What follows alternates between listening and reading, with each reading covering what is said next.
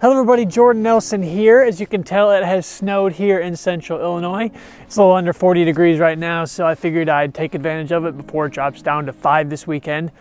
A high of 5 degrees.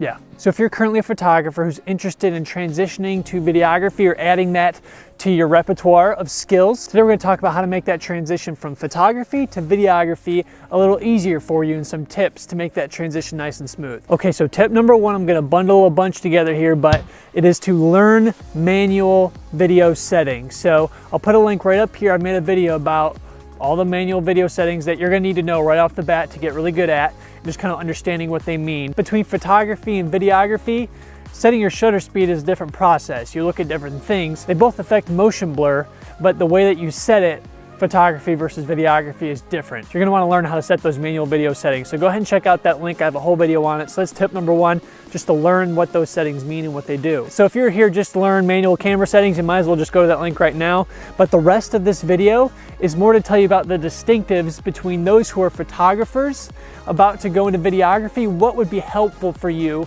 as differences that you should know between the two. So as you're jumping in, you kind of have a good expectation of what you should know and what's different. So tip number two, you are probably used to shooting raw photos. So raw photos are massive file sizes per photo, and you will have a lot of leeway to do a lot of editing on the back end. So if your white balance is way off, you can just go ahead and change it in post-production when you're editing in Lightroom. Videography isn't necessarily that way. There's a lot less you can do to the video clips than what you can do to a raw photo. Of course, you can do color corrections and color grading, and you can manipulate video for sure, but you want to do your best to get it right in camera. So if your white balance is off, you're not gonna be able to fix it as easily as you could a raw photo. So if you have a bunch of really yellow photos, let's say you're doing a lot of indoor stuff and it's really yellow, it's gonna be hard for you to fix it to the quality that you probably want to see. You can definitely get a lot of that yellow out of there, but it's going to affect how the clip looks overall. It's not gonna be the highest quality that you want. So this tip number two is more of a tip of perspective.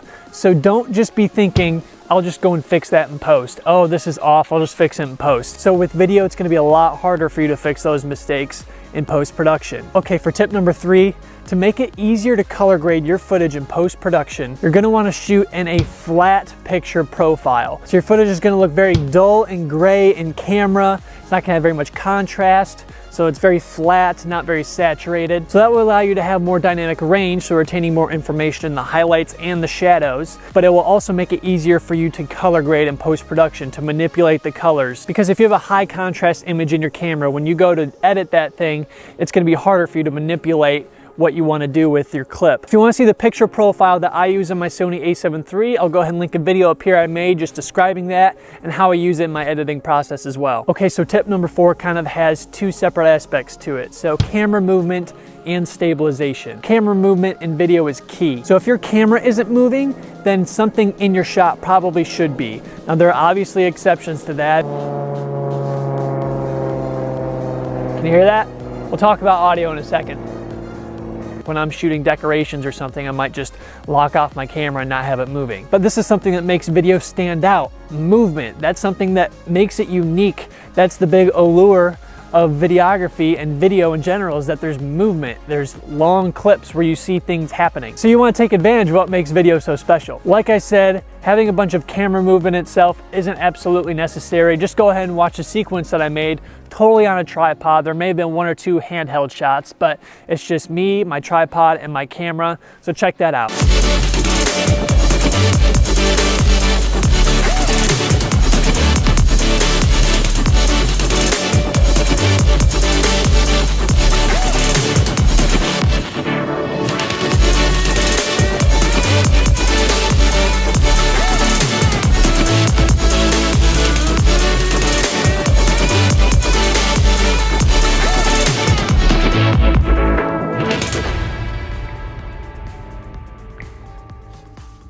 You can make really engaging and quality content without having a bunch of camera movement, without a gimbal or a glide cam, or doing a bunch of crazy stuff. You can make really good stuff with just a tripod and a camera. But camera movement is going to up the quality of whatever you're making, and it's going to give you a lot more possibilities of what you can do. Now, stabilizing your camera when thinking about camera movement is something you're going to need to think about. I mean, with a tripod, you're all familiar with that as photographers. I'm sure you've used it before.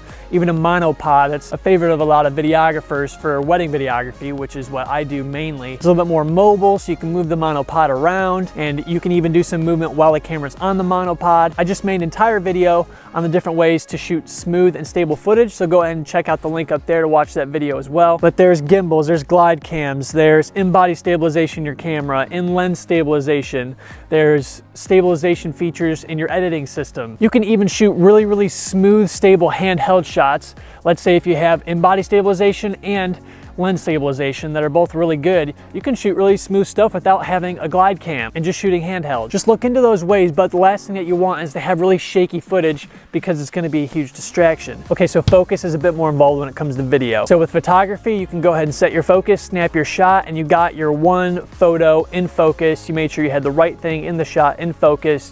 You can check it pretty easily. But with videography, there are longer clips, longer shots, movement of the subject, movement of the camera. There's a lot more variables. So depending on the shot, you can shoot in manual mode. So if you have a static subject and you're keeping the camera in the same place, then you can shoot in manual mode and make sure it's in focus. Some videographers use manual mode even when they're moving the camera, but they just make sure that they're the same distance away from their subject to make sure that they're in focus. Now, I 95% of the time use autofocus. So my Sony a7 III is pretty good with autofocus. So I use continuous autofocus, so it's continually trying to get focus. So if you set a mode, like let's say center, which I'm using right now, center focus, it's going to continually make sure that I am in focus. So if I move out of the way, it's gonna get whatever is in the center of the frame in focus. There's like a deer running down there. It's awesome. Just watch me like get attacked by a deer, like I don't see it coming.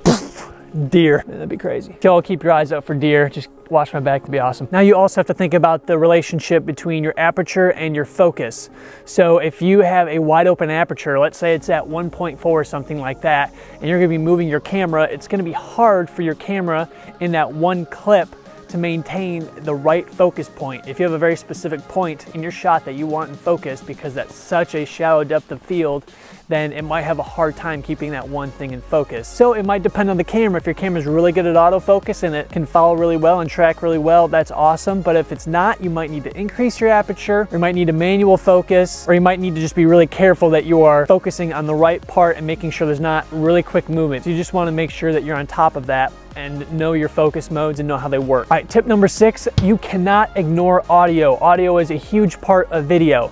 Now it depends on what you're shooting and what your work is. If it doesn't include any audio, that's fine. But I use a Rode VideoMic Pro on top of my camera, and I use that especially at weddings to get ambient sound, even like crowds cheering during the reception or at the ceremony when they're done.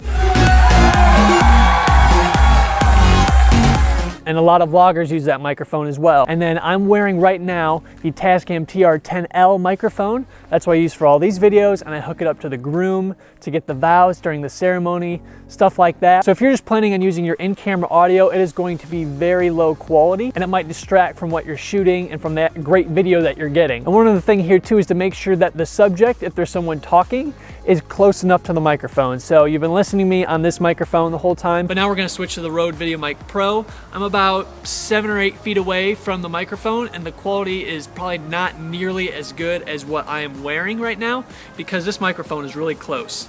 You can probably hear more ambient noise on that Rode VideoMic Pro because I'm so far away. It's trying to take in as much audio as it can to get my voice. So if we switch back to this microphone, you can hear just my voice. There might be a little bit of ambient noise because we're outside, but it's not distracting. It's mostly my voice that you're hearing, and it's a high, crisp quality and not distracting. So bad audio can ruin really good video, so just don't breeze over it or think like it's not that big of a deal. So tip number 7, get used to storytelling. With photography, you're capturing moments.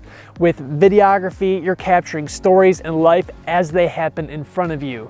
So you want to learn how to piece all of that together to create a story that's compelling. Even if it's not a grand story, it really just does depend on what you're shooting, but even if it's a simple action, how can you make a sequence that makes it look like that particular action was watched in real time, or to make it compelling or engaging to watch. So let's say you're a vlogger. You want to make sure that you're combining your A-roll with your B-roll in a way that's seamless, where the B-roll, so the stuff that you're shooting that's not you talking to the camera, that it relates to what you're saying on camera and tells the right story, sends the right message, or shows what's happening in an engaging way. So getting multiple angles of things is really important in that, and getting the right shots is important in that. So just thinking about how you're gonna edit it together. So thinking for the edit when you're shooting, but then also when you are editing, just grooming those skills to be able to put things in order and in sequence that makes sense to tell a compelling story. So being able to take a bunch of clips that you took out in the field and then putting them together to make it into a story is a huge skill to have. And what's great about storytelling is if your audio is not that good, and maybe your color grading is not that good, or your exposure was a little off, your framing was, the thing is, if your story is out of this world amazing, the story is going to win. It is going to overrule all of those things because people are engaged with the person or the content that is being put out there. Now, if you're already really good at the storytelling aspect of it, then you can start to focus on more of those peripheral things that are gonna make your story and your content more engaging to the audience. So you want the audience to be immersed in the content, not distracted by, oh man, it's kind of really shaky, or man, he was really blown out. The highlights were way blown out. That's just really distracting. You want your audience to not notice any of the camera stuff. You want it to be so seamless that they're immersed into the story you're telling, the message you're trying to get across, or what is happening that you want to convey. So those are my 7 tips for thinking about how to transition from photography to videography. Hope they were helpful. Thanks so much for watching, everybody. If you like this video, go ahead and click that subscribe button. Would really appreciate that. And I'll see y'all in the next video. Time to get inside.